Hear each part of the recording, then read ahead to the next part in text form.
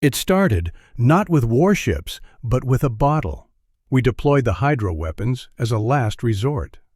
Engineered over centuries, they were molecular disruptors disguised as liquid, transparent, odorless. A single drop could erode the neural lattice of an organism. Drink it, and your cells would unravel like wet parchment. We seeded Earth quietly. Hidden payloads in their reservoirs, oceans, and atmospheric condensers. We watched as the compound infiltrated their water systems, silent, undetectable. Victory was inevitable. At first, nothing happened. Then came the incident. A human, recorded on one of their primitive surveillance feeds, lifted a glass filled with hydro compound. Ice clinked. Light refracted off the surface like a gemstone. And then they drank it. Slowly, deliberately. They didn't die. He smiled. Another human joined him. Then more. A celebration, it seemed. Toasting, gulping, laughing. We scanned again. Surely it was an error in composition. But the compound hadn't degraded. It was still lethal, still pure. They were consuming it, like it was a beverage. Our science corps demanded immediate quarantine. But by then it had spread. Across their continents, their cities, bottled, branded, traded. They had named it vodka, gin, soju, tequila, each variant more aggressive than the last. The hydro weapon had not failed. The humans had reclassified it, not as poison, but as pleasure. And that was when we understood. We were not facing creatures of biology and reason. We were facing madmen of logic. Boom, hiss, beep. The biological system begins to thaw. White, cold smoke shoots out of the cryo chamber, hissing and slithering across the metal floor like serpentine wisps. A series of red lights flash, the biological alert system activating after more than 231 years of cryo-sleep. The medical sensors along the cryopod's spine light up one by one, beep, beep, beep, then shift to a deep green. A heartbeat echoes. To thump, then another. Faster, stronger. To thump, to thump, to thump, thump, thump. Data starts flooding the alien monitoring team's console. Heart rate, 142 BPM. Neural reflex intensity, 2.9 human standard. Muscle density, level 3.1, a dangerous threshold for traditional human systems. Brainwave patterns, REM movement, memory recovery initiated. But the aliens don't care. They stand around the cryopod like a pack of wolves, waiting for the prey to defrost.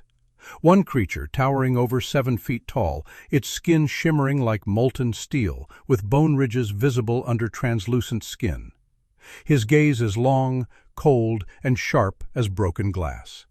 He leans in close, eyeing Jake as if he were an ancient artifact unearthed from the rubble of a forgotten world.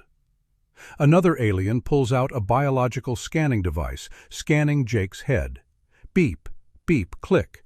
Below minimum standard, it says, in a voice that grates like metal scraping against porcelain. Brain shows signs of scarring, likely long-term damage. A female alien sneers, her laughter sharp and brittle like glass shattering. This thing is supposed to be a warrior. This Martinez. They all burst into mocking laughter. A series of shrill, jarring sounds echo through the laboratory corridor. A younger one, clearly still immature, pokes a sharp claw through the glass and touches Jake's shoulder. Pathetic. Skin as soft as decaying algae. This thing doesn't even weigh 80 kilograms, not even worth a low-tier drone's training exercise. The leader shrugs. I thought they were supposed to be the predators of a death world. Turns out they're just armored primates. Another alien snorts, its voice thick with disgust. Maybe we should put him in a display case, label it post-war relic, evolutionary failure. They turn and leave, laughing as though the cryo chamber only contains a stuffed toy. None of them notice on the metal floor beneath. Jake's fingers twitch. Click-clack, click-clack, the sound of ice breaking upon contact with his skin. No warning lights, no sirens, just a subtle movement. His eyelids flutter open, revealing storm-gray eyes. Jake doesn't sit up. He only lies there, staring upwards, quietly. But that gaze makes one alien, who had just turned, take a step back. And then, the silence. No machine hums, no mocking words. Only the sound of slow, dry breathing from a... Jake hasn't regained all his memories yet, but his body remembers. His muscles tense. His chest rises and falls. Memories flood back like artillery fire smashing through armor, unannounced. The scent of burning earth. The voice crackling through the comms. Fall back. It's about to explode. The pounding of footsteps through a rain of bullets. And finally, the broken cry of a child calling for its mother in the evacuation bay. Jake stares at the unfamiliar laboratory ceiling, but in his mind, he's looking up at Earth's fiery sky. The place. His mother didn't make it onto the escape shuttle. The place. His comrades fell one by one to protect the last remaining children of humanity. He doesn't forget. Never will. Jake forces air into his lungs. A sharp crack sounds. His biological restraints at his wrist snap open. The room suddenly floods with blinding white lights as alarms blare. An alien screams, "It's impossible! He hasn't even fully recovered yet." Jake sits up, not shaking, not unsteady. His entire body feels as if it's just awoken from cryosleep, not to live, but to answer. He doesn't speak. He doesn't need to. He only stands, staring at each alien in the room with an empty gaze. No anger, no hatred. Just the look of someone who knows. Everything they're doing has already happened before. And humanity has survived.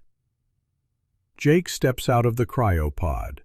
Each footstep thunders thud, thud on the metal floor, like a war drum echoing from the depths of hell. And this time, not a single one of them dares to laugh. Clack, clack, clack.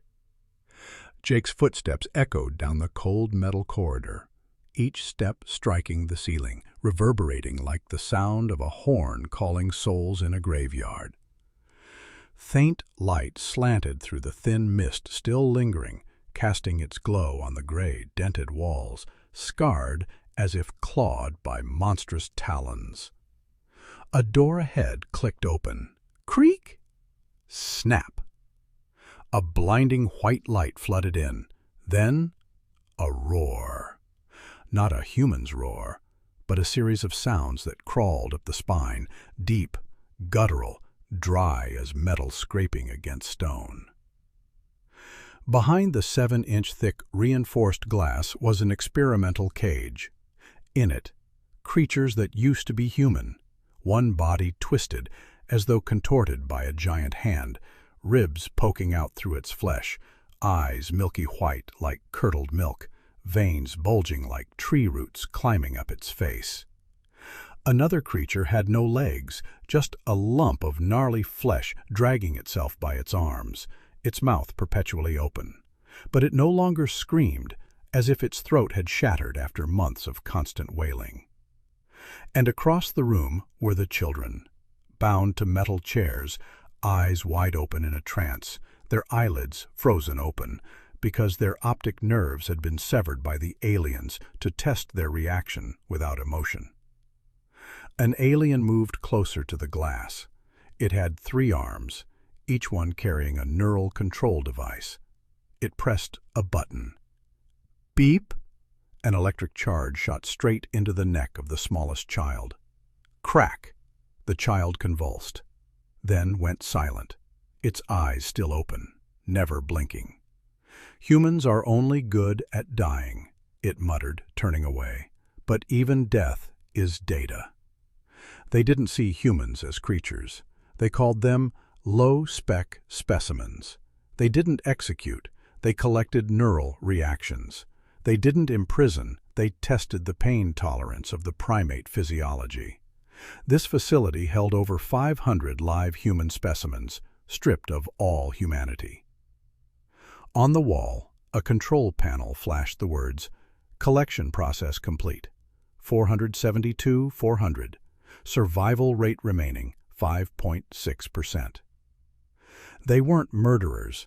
They were a species studying death as a science.